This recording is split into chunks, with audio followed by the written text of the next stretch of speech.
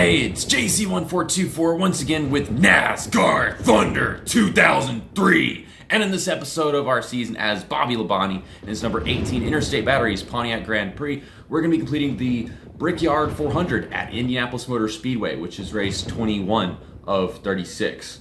Last episode, we raced at Pocono for the second time, and I dominated that race start to finish. But whenever I got to the finish, I overdrove turn 3 very badly and wrecked myself. So I finished 6th instead of winning, which was really embarrassing. I destroyed the race car, but it under caution, so I didn't have to drive with that race car or anything.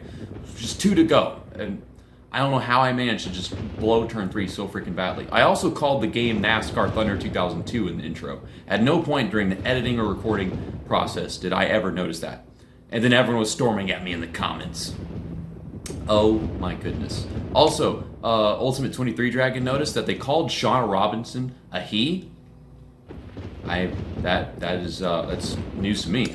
Okay, so here's the schedule. Sterling Marlin won the last race, and that was, I think, his 3rd win of the season, because he won at California and then some other race. Oh yeah, he won the first Pocono race. He got both the Pocono races won. I, on the other hand, destroyed my car in both Pocono races, so the rumor and the legend of your car from Pocono being what you use at the Brickyard is not going to help us in this case, because then I'm just bound to do terrible here.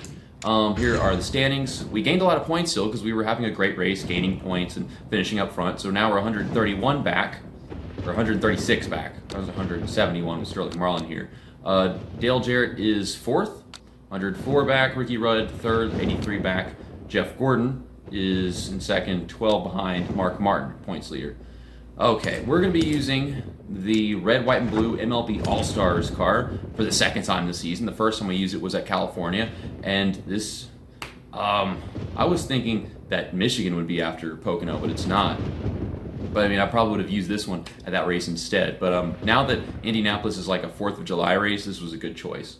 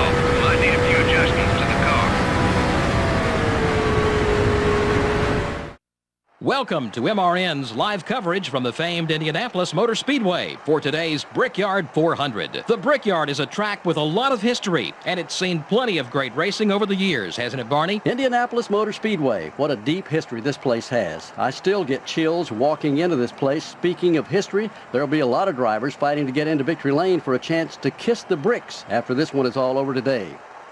Dale Earnhardt Jr. has an average finish in the top 10 at the Speedway so far. Yeah, and I'm sure he's in for another great ride. Of course, what else is new? When we're at these tracks, he always seems to have a great race. In 1993, Bobby Labonte finished second to Jeff Gordon in the Rookie of the Year battle. You know, that's a pretty good rookie class. At first, Gordon's accomplishments overshadowed Bobby's, but Labonte had been a solid contender for the title in each of the last few years. Frank Kimmel is having some trouble in the points this year. Well, there's always going to be someone who has to fill in the bottom of the points list. Of course, none of these guys want to ever see their name there. Sometimes it's just not your season to shine.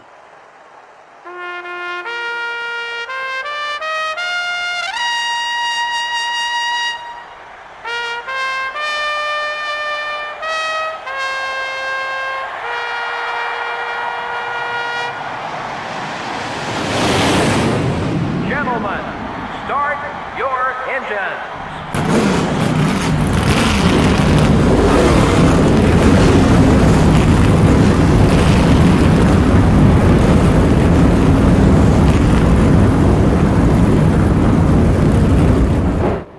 That is one scary front row right there.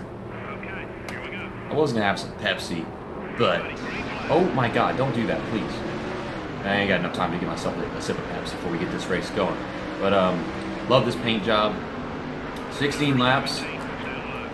Qualifying, I wish it had gone better, but I've never raced this track in this game at all. And the analog stick is really on it today with the whole turning to the car to the right all the freaking time whenever I don't want it to.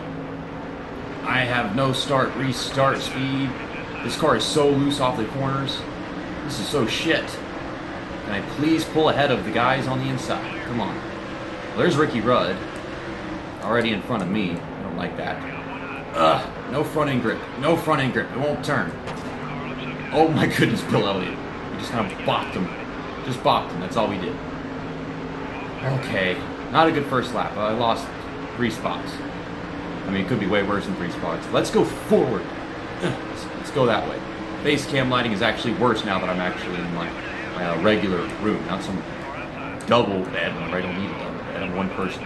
I wish I could sleep in 2 beds at the same time, twice as sleep. We gotta sleep 4 hours a night, right? You know. Oh my gosh, Bill Elliott.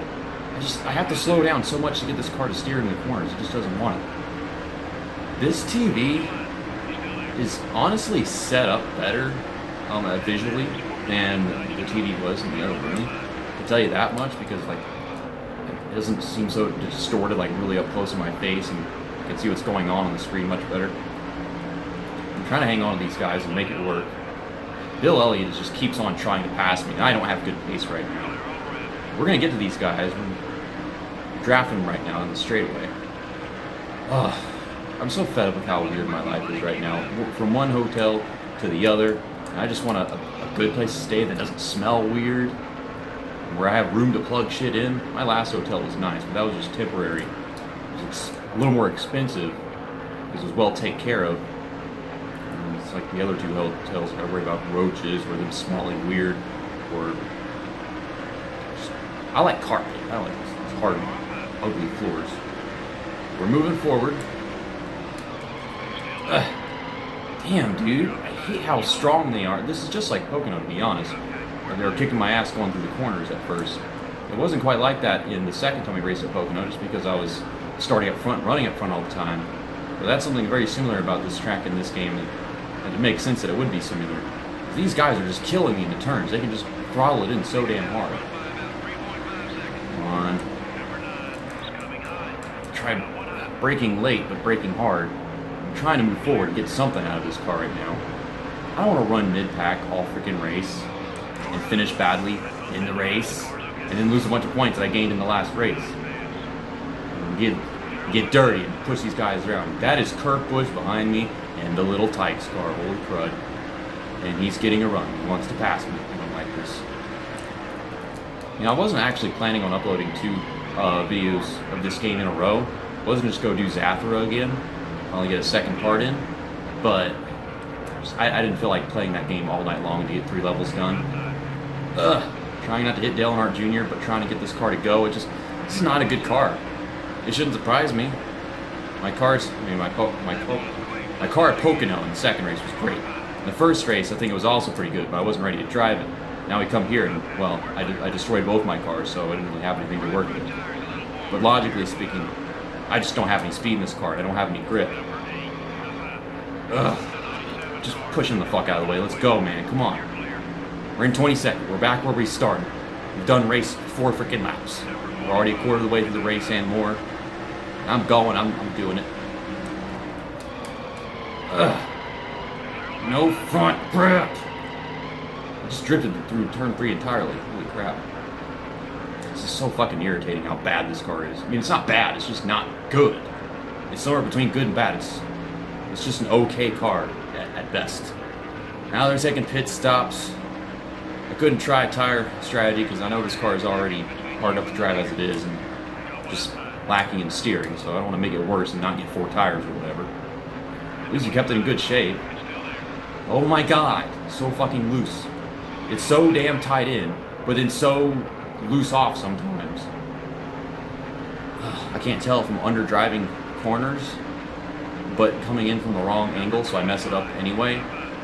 Because if you're going so slow when you enter the corner and then you stay slow the whole freaking time, eventually come off the corner and then the car's, doing way too much. It won't turn. I'm trying not to hit you. I'm trying not to hit the wall. I'm hitting both. Oh my gosh. Okay, let's just run our next few laps and get our pit stop in. I hate this race so much. Why do you have to try shit like this? Fuck you, Johnny Benson. Fuck you. Go away. I despise you for that move. Okay, we go down pit road, not speed in. There's no pit road line. Ugh. This is just so freaking miserable. No, I'm not fixing any damage, and I don't know what to do to how this car is set up.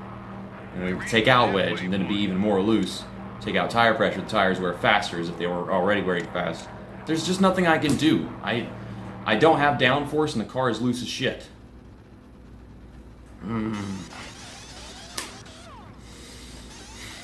This is just a very upsetting video to record because, I thought maybe I'd have a car that was quite equivalent to everyone else's on the track, but this is just garbage. This is default setup garbage. Okay, well, a bunch of people still have to pit, and hopefully, that was a good pit stop. Yeah, that was a good pit stop. So maybe I might have gained positions on pit road. Who freaking knows? I just want to not finish badly. We're already gonna lose a bunch of points to Mark Martin, who started on pole.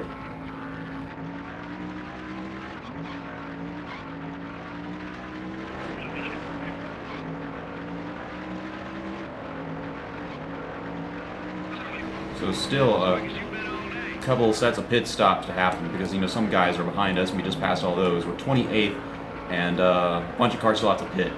And they stayed out a couple laps longer, which means we're going to pass a good few of them. But, they're going to be fast for the remainder of the race by having the freshest tires. And we're catching some of these guys in front of us. It's looking promising for not being too bad. But I swear it's going to be unsatisfying no matter what at this point.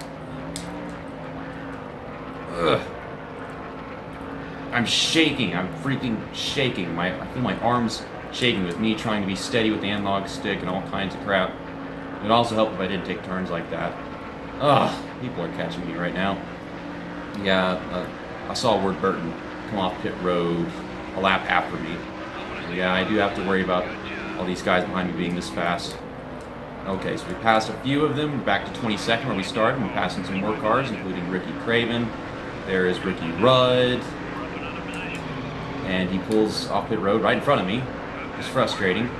We've got some speed to pass some of these guys. Hopefully they can get held up because they're obviously way slower. I hate that my car keeps checking up automatically. That's such a terribly designed video game. Leave it to the player, Really sending it in. Hard to enter a corner like that. Trying to hold back Ricky Rudd. We're up to 19th. This will be 18th right here. Now, are there any other cars I could possibly pass in the next 4 laps? I think I got a better bet of being passed, to be honest. Oh, someone's blowing up and I didn't realize it. That was her position, 17th. What if I actually crashed into that guy? That would have been sad. Yep, he's going to rear end me because I have to back up the corner so much if I want to keep on hugging the bottom. This is just nerve-wracking. Would love it if I could pass a few more cars, like anybody that could possibly be slower up there, having pit really early. because they would be in front of us from having pit early, but they'd be slower. I accidentally turned off the mirror. Ricky Rudd, I hate you.